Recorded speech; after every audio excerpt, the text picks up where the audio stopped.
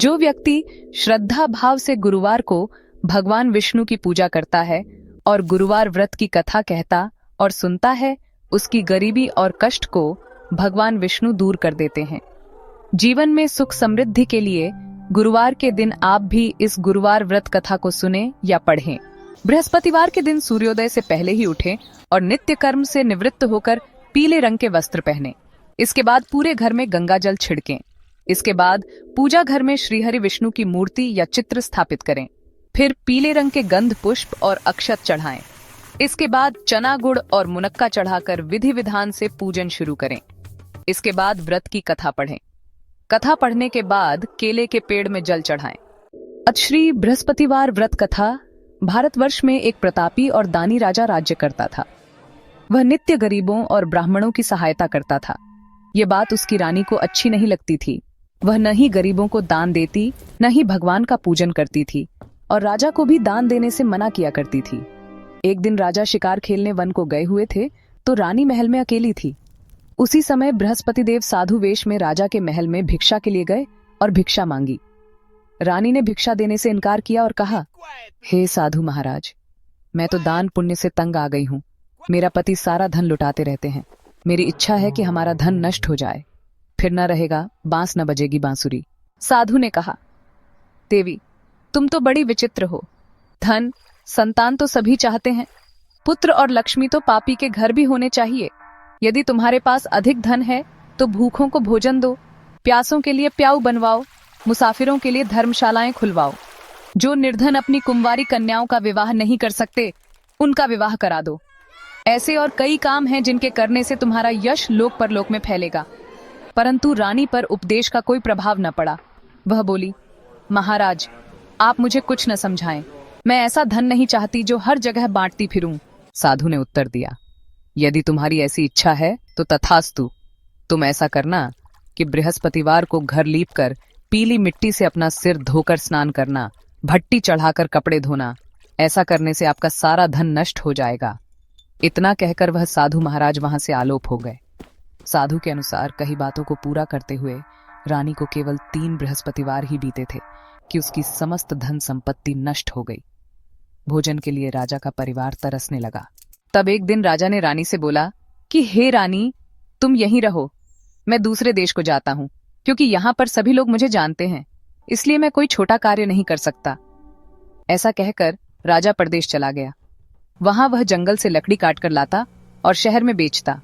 इस तरह वह अपना जीवन व्यतीत करने लगा। इधर राजा के प्रदेश जाते ही रानी और दासी दुखी रहने लगी। एक बार जब रानी और दासी को 7 दिन तक बिना भोजन के रहना पड़ा तो रानी ने अपनी दासी से कहा, हे दासी, पास ही के नगर में मेरी बहन रहती है। वह बड़ी धनवान है। तू उसके पास जा और कुछ ले आ, ताकि थोड़ी बहुत गुजर बसर हो जाए। दासी रानी की बहन के पास गई। उस दिन गुरुवार था और रानी की बहन उस समय बृहस्पतिवार व्रत की कथा सुन रही थी। दासी ने रानी की बहन को अपनी रानी का संदेश दिया, लेकिन रानी की बड़ी बहन ने कोई उत्तर नहीं दिया। जब दासी को रानी की बहन से कोई उत्तर नहीं मिला तो वह बहुत दुखी हुई और उसे क्रोध भी आया। दासी ने वापस आकर रानी को सारी बात बता दी। सुनकर रानी ने अपने भाग्य को कोसा। उधर रानी की बहन ने सोचा कि मेरी बहन की दासी आई थी, परंतु मैं उससे नहीं बोली, इससे वह बहुत दुखी हुई होगी। कथा सुनकर और पूजन समाप्त करके वह अपनी बहन के घर आई और कहने लगी, हे बहन, मैं बृहस्पतिवार का व्रत कर रही थी। तुम्हारी दासी मेरे घर आई थी, परंतु जब तक कथा होती है तब तक न तो उठते हैं और न ही बोलते हैं, इसलिए मैं नहीं बोली। कहो दासी क्यों गई थी? रानी बोली, बहन, तुमसे क्या छिपाऊं, हमारे घर में खाने तक को अनाज नहीं था। ऐसा कहते कहते रानी की आंखें भर आईं। उसने दासी समेत पिछले 7 दिनों से भूखे रहने तक की बात अपनी बहन को विस्तार पूर्वक सुना दी। देखो बहन, भगवान बृहस्पति देव सबकी मनोकामना को पूर्ण करते हैं। देखो, शायद तुम्हारे घर में अनाज रखा हो। पहले तो रानी को विश्वास नहीं हुआ, पर बहन के आग्रह करने पर उसने अपनी दासी को अंदर भेजा तो उसे सचमुच अनाज से भरा एक घड़ा मिल गया। ये देखकर दासी को बड़ी हैरानी हुई। हे रानी, जब हमको भोजन नहीं मिलता तो हम व्रत ही तो करते हैं, इसलिए क्यों न इनसे व्रत और कथा की विधि पूछ ली जाए ताकि हम भी व्रत कर सकें। तब रानी ने अपनी बहन से बृहस्पतिवार व्रत के बारे में पूछा। रानी की बहन बृहस्पतिवार के व्रत में चने की दाल और मुनक्का से विष्णु भगवान का केले की जड़ में पूजन करें तथा दीपक जलाएं, व्रत कथा सुने और पीला भोजन ही करें। इससे बृहस्पति देव प्रसन्न होते हैं। व्रत और पूजन विधि बताकर रानी की बहन अपने घर को लौट गई। 7 दिन के बाद जब गुरुवार आया तो रानी और दासी ने व्रत रखा। घुड़साल में जाकर चना और गुड़ लेकर आईं। फिर उससे केले की जड़ तथा विष्णु भगवान का पूजन किया।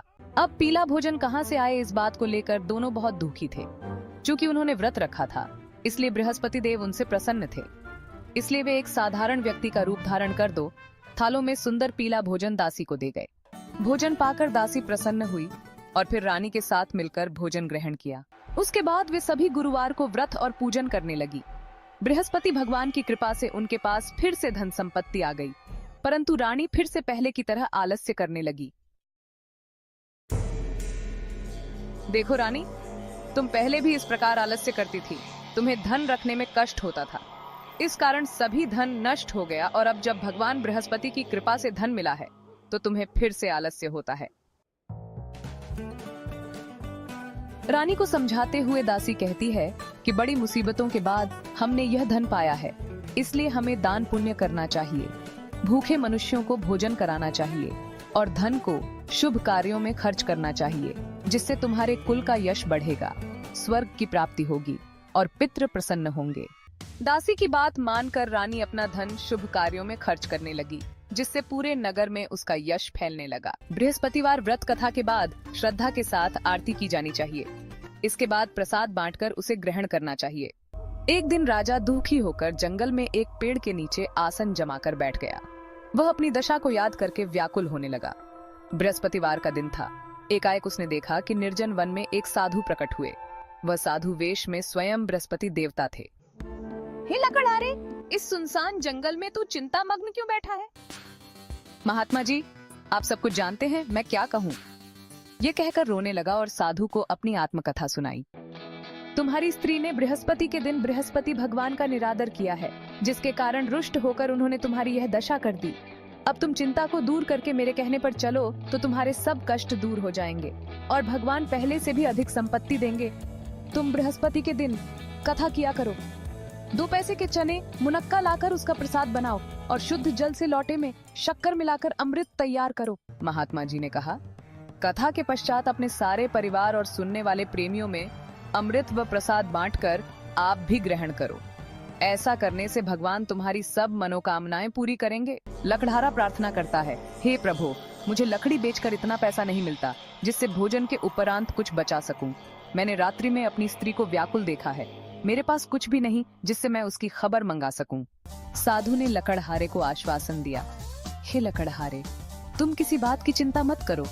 बृहस्पति के दिन तुम रोजाना की तरह लकड़ियां लेकर शहर को जाओ।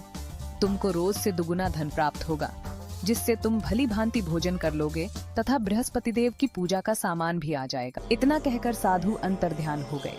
धीरे धीरे समय व्यतीत होने पर फिर वही बृहस्पतिवार का दिन आया। लकड़हारा जंगल से लकड़ी काटकर किसी शहर में बेचने गया। उसे उस दिन और दिन से अधिक पैसा मिला। राजा ने चना गुड़ आदि लाकर गुरुवार का व्रत किया। उस दिन से उसके सभी क्लेश दूर हुए, परंतु जब दोबारा गुरुवार का दिन आया तो बृहस्पतिवार का व्रत करना भूल गया। इस कारण बृहस्पति भगवान नाराज हो गए। उस दिन उस नगर के राजा ने विशाल यज्ञ का आयोजन किया तथा शहर में यह घोषणा करा दी कि कोई भी मनुष्य अपने घर में भोजन न बनावे, न आग जलावे, समस्त जनता मेरे यहाँ भोजन करने आवे। इस आज्ञा को जो न मानेगा उसे फांसी की सजा दी जाएगी। इस तरह की घोषणा संपूर्ण नगर में करवा दी गई। राजा की आज्ञा अनुसार शहर के सभी लोग भोजन करने गए, लेकिन लकड़हारा कुछ देर से पहुंचा, इसलिए राजा उसको अपने साथ घर लिवा ले गए और ले जाकर भोजन करा रहे थे तो रानी की दृष्टि उस खूंटी पर पड़ी जिस पर उसका हार लटका हुआ था। वह वहां पर दिखाई नहीं दिया। रानी ने निश्चय किया कि मेरा हार इस मनुष्य ने चुरा लिया है। उसी समय सिपाहियों को बुलाकर उसको कारागार में डलवा दिया। जब लकड़हारा कारागार में पड़ गया और बहुत दुखी होकर विचार करने लगा कि न जाने कौन से पूर्व जन्म के कर्म से मुझे यह दुख प्राप्त हुआ है, और उसी साधु को याद करने लगा जो कि जंगल में मिला था। उसी समय तत्काल बृहस्पति देव साधु के रूप में प्रकट हुए और उसकी दशा को देखकर कहने लगे, अरे मूर्ख, तूने बृहस्पति देव की कथा नहीं करी, इस कारण तुझे दुख प्राप्त हुआ है। अब चिंता मत कर, बृहस्पतिवार के दिन कारागार के दरवाजे पर 4 पैसे पड़े मिलेंगे।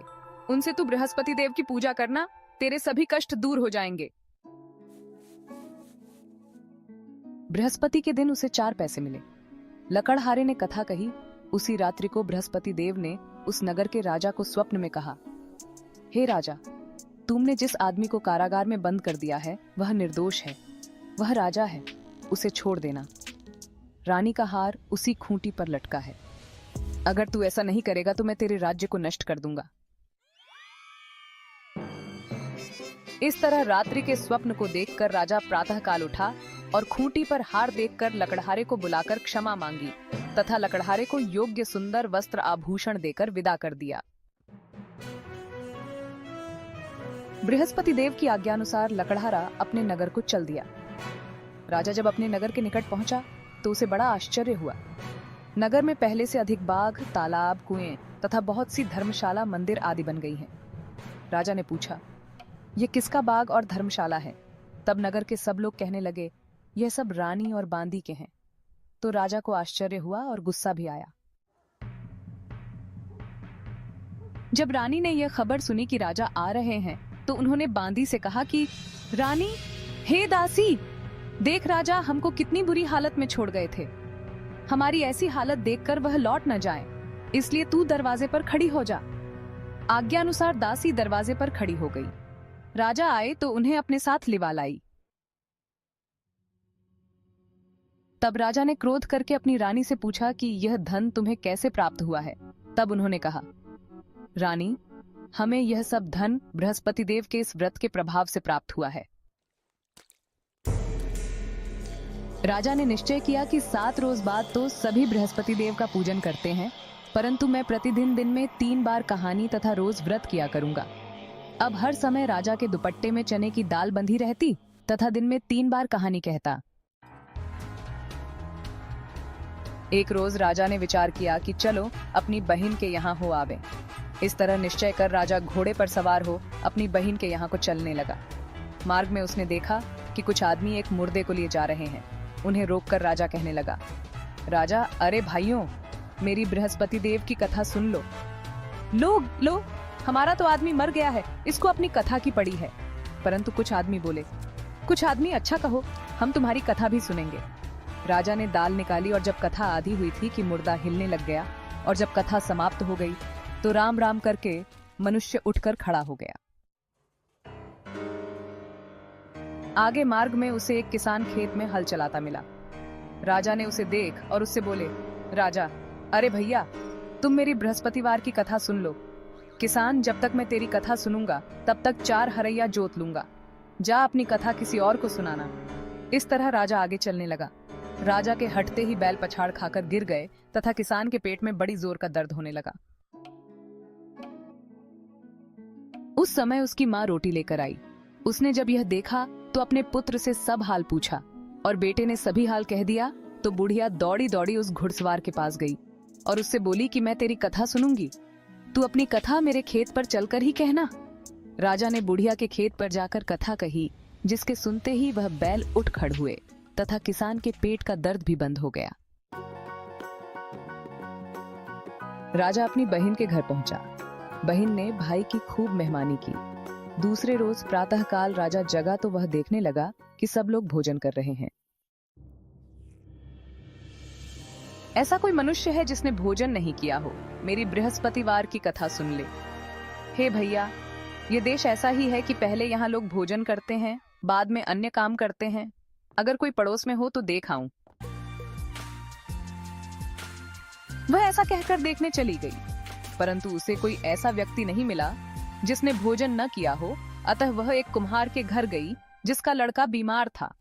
उसे मालूम हुआ कि उनके यहाँ 3 रोज से किसी ने भोजन नहीं किया है। रानी ने अपने भाई की कथा सुनने के लिए कुम्हार से कहा। वह तैयार हो गया। राजा ने जाकर बृहस्पतिवार की कथा कही, जिसको सुनकर उसका लड़का ठीक हो गया। अब तो राजा की प्रशंसा होने लगी।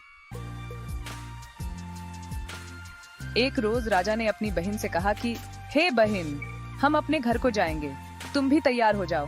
राजा की बहन ने अपनी सास से कहा। सास ने कहा, हाँ चली जा, परंतु अपने लड़कों को मत ले जाना, क्योंकि तेरे भाई के कोई औलाद नहीं है। हे भैया, मैं तो चलूंगी पर कोई बालक नहीं जाएगा। जब कोई बालक नहीं चलेगा तब तुम ही क्या करोगी? बड़े दुखी मन से राजा अपने नगर को लौट आया। हम निर्वंशी हैं, हमारा मुंह देखने का धर्म नहीं है और कुछ भोजन आदि नहीं किया। हे प्रभु, बृहस्पति देव ने हमें सब कुछ दिया है, वह हमें औलाद अवश्य देंगे। उसी रात को बृहस्पति देव ने राजा से स्वप्न में कहा, हे राजा उठ, सभी सोच त्याग दे, तेरी रानी गर्भ से है। राजा की यह बात सुनकर बड़ी खुशी हुई। 9वें महीने में उसके गर्भ से एक सुंदर पुत्र पैदा हुआ।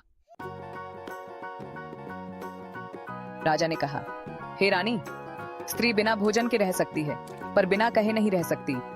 जब मेरी बहन आवे तो मुझसे कुछ कहना मत। रानी ने सुनकर हां कर दिया। जब राजा की बहन ने यह शुभ समाचार सुना तो वह बहुत खुश हुई तथा बधाई लेकर अपने भाई के यहाँ आई। तभी रानी ने कहा, घोड़ा चढ़कर तो नहीं आई, गधा चढ़ी आई। राजा की बहन ने जवाब दिया, भाभी, मैं इस प्रकार न कहती तो तुम्हें औलाद कैसे मिलती? बृहस्पति देव ऐसे ही हैं, जैसे जिसके मन में कामनाएं हैं सभी को पूर्ण करते हैं।